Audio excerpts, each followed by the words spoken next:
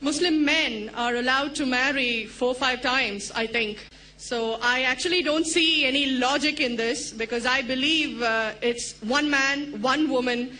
That's the institution of marriage. So please clarify. Thank you.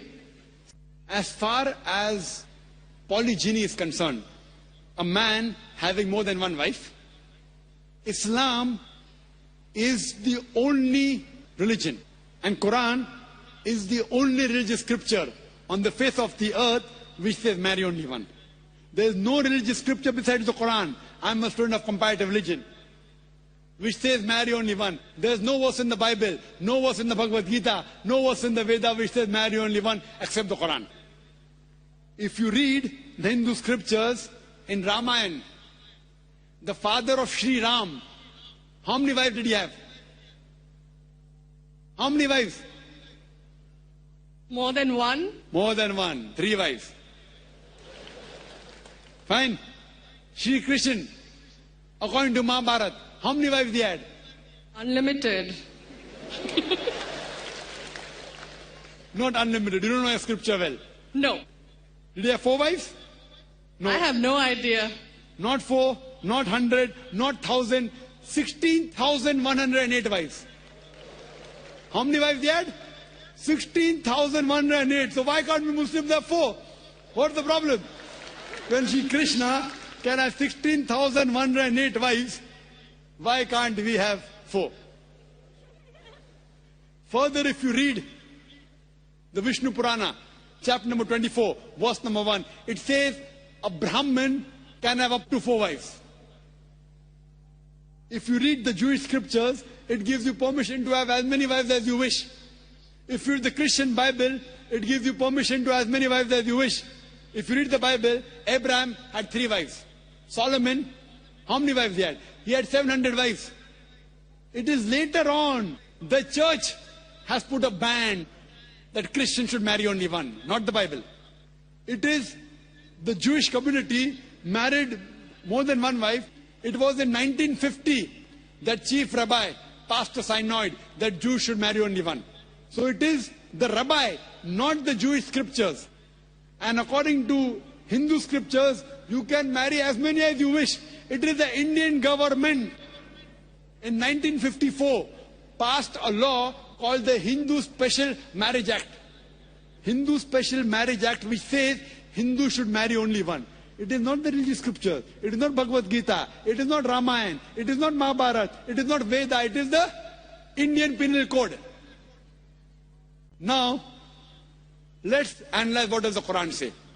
Quran says in Surah Nisa, chapter 4, verse number 3, marry women of your choice in 2s, 3s or 4s. But if you can't do justice, marry only one. This statement, marry only one, is only given in the Quran and no other religious scripture. It says, marry women of your choice in 2s, 3s or 4s. But if you can't do justice, marry only one. So if you want to marry more than one woman, one of the criteria of the Quran is you should do justice. If you can't do justice, you should marry only one. Now, what are the reasons, logical reasons a person can think that why has Islam permitted certain men to have more than one wife? Many non-Muslims think it is fard, it is compulsory for a Muslim man to have more than one woman, to have more than one wife.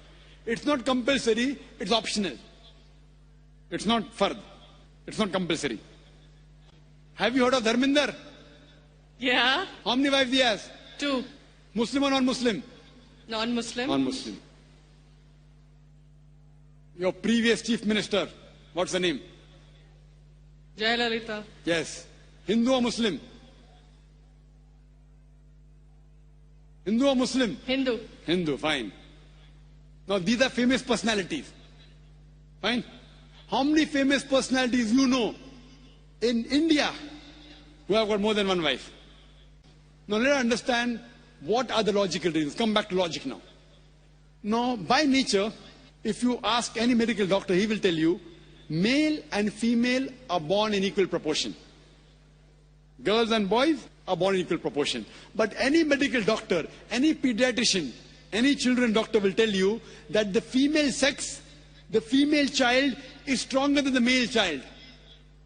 That's the reason there are more deaths in the male children as compared to female children. So in children's age itself, the female children are much more than the male children.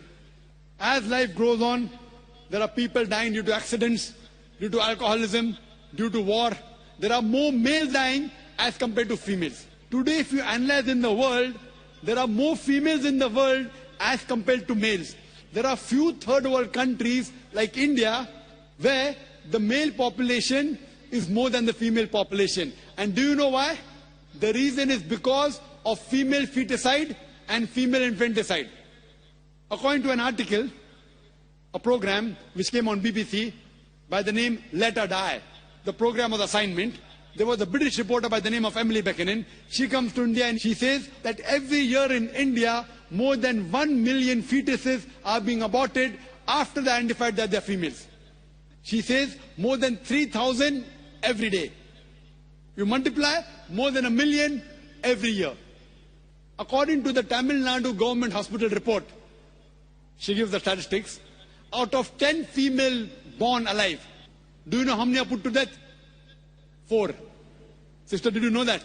Tamil Nadu, your state, your beloved state, according to the government statistics, out of 10 females born alive in the government hospital, 4 are put to death.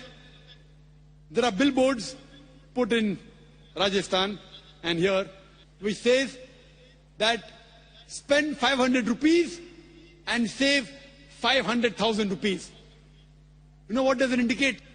Spend 500 rupees, do ultrasonography, do amniocentesis, identify the child you're carrying is a female, abort her, and save 5 lakh rupees, 500,000 rupees. Maybe a couple of 100,000 upbringing her, and the remaining 100,000 in dowry. If you stop this evil practice in India, our beloved country, stop the female infanticide, stop the female feticide. Even in India, the population of female will be more than the male population. If you see the rest of the world, if you see New York alone, there are 1 million females more than males. In USA alone, there are 7.8 million females more than males. In UK alone, there are 4 million females more than males. In Germany alone, there are 5 million females more than males. In Russia alone, there are 9 million females more than males. And God alone knows how many millions of females are more than males throughout the world. Suppose I agree with your philosophy, sister, you said, 1 man, 1 woman. If I agree with you, sister, with your philosophy, 1 man, 1 woman. And suppose my sister happens to be in America, or your sister happens to live in America.